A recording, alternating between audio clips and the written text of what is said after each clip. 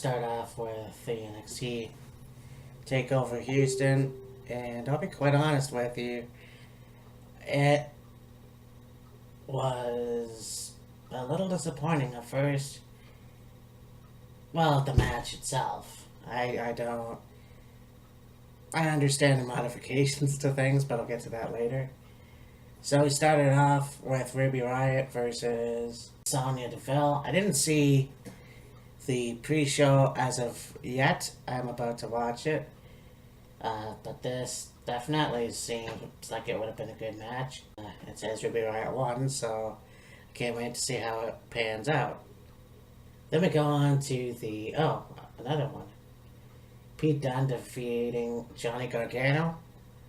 So, obviously I don't want to see a guy that's not in the United Kingdom Championship thing as the United Kingdom champion. So, I'm glad that Pete Dunne retained.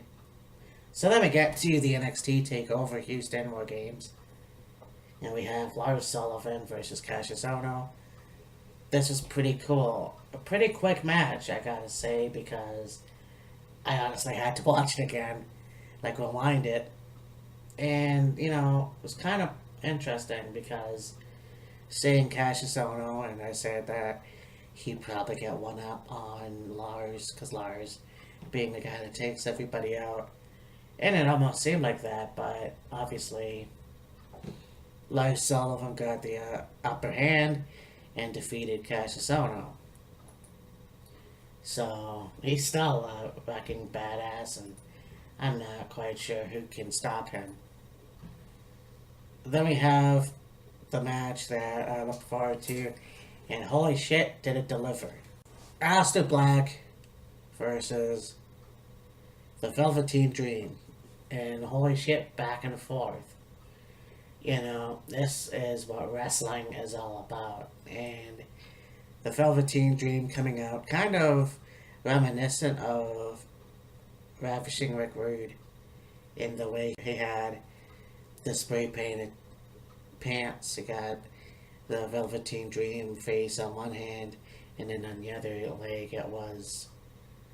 Oh yeah, one leg, and then on the other leg it was the Aleister Black's face. It was kind of like the perfect mind games to play for that. And, these guys really had a great match.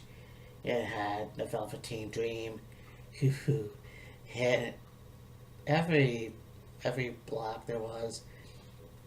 The Death Valley Driver off the top rope. It was awesome to see the mocking, Velveteen Dream doing the yoga stands, and then you had the striptease kind of thing that Velveteen does, but it was mocked by Aleister Black.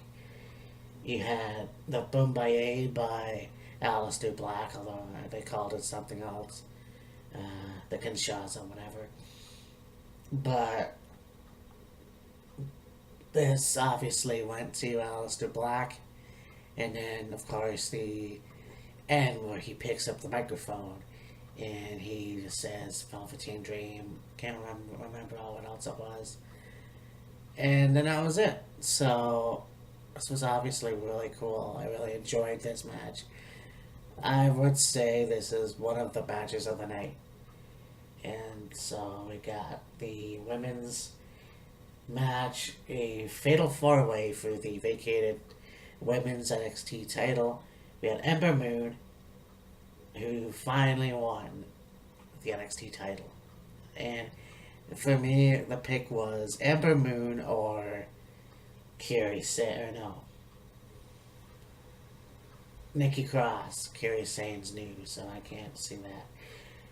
And Ember Moon is the new champion, which is kind of, I kind of figured. We're in Houston.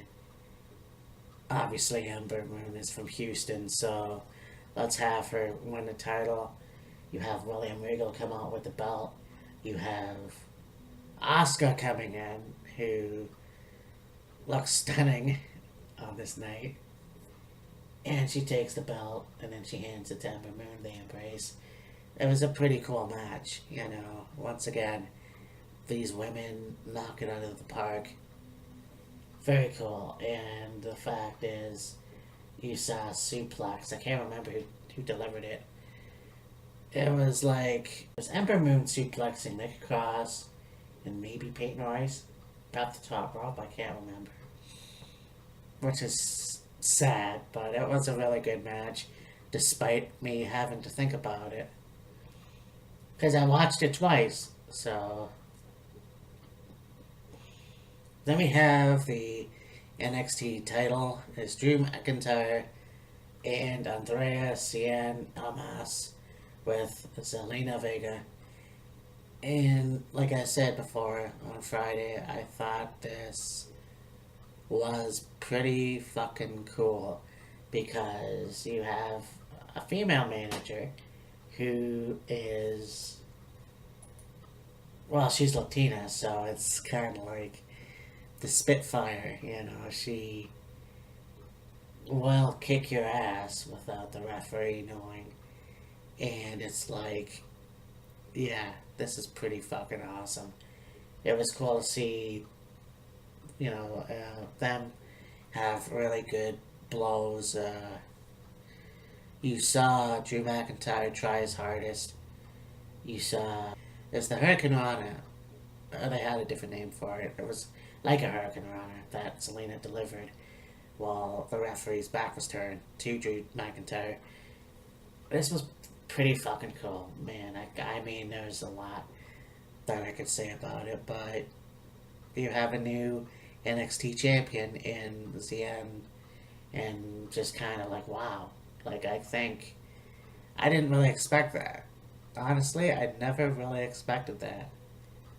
So that was pretty awesome, and yeah, I think it was amazing just to see that. And so I don't know where to go from here. Like, I think that they're probably gonna have a rematch, but Drew is injured now, so I don't know how that's gonna happen. How I honestly hope, sincerely, that they do not turn Drew McIntyre heel, and I don't think they'll do what they did in TNA, have him come out in like a black hoodie and his hair covers his face, the emo Scotsman look. I don't think they'll do that, but I again hope they don't turn him heel. I can't wait to see what they do with Cien.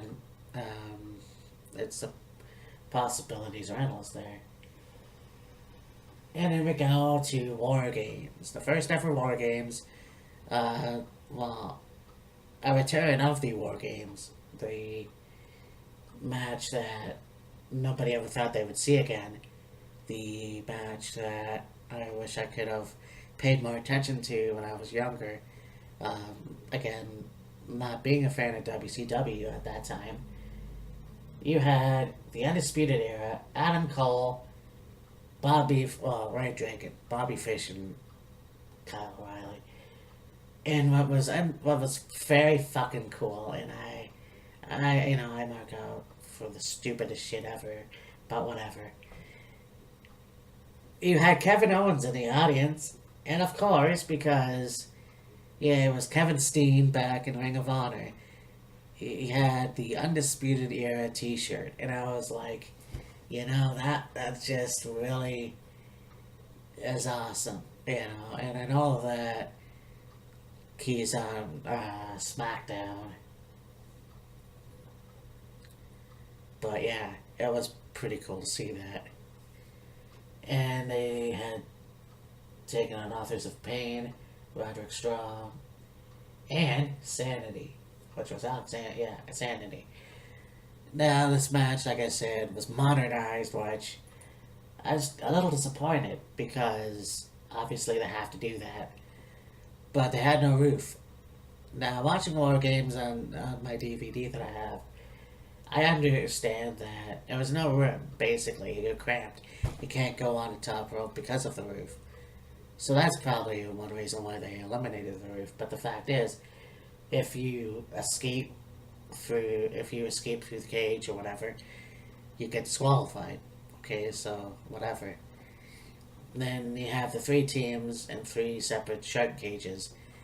What really irritated me was okay, I thought they would be coming out one at a time, but that didn't happen. You had Adam Cole and Adam Cole, Eric Young, and Roderick Strong start the match. So, and then, when the time came for them to come out, the teams came out. I thought it should have been individual, like the old days. But whatever. It was a good match. It was a very good match, and other than the little nitpick that I have, it was a really good match.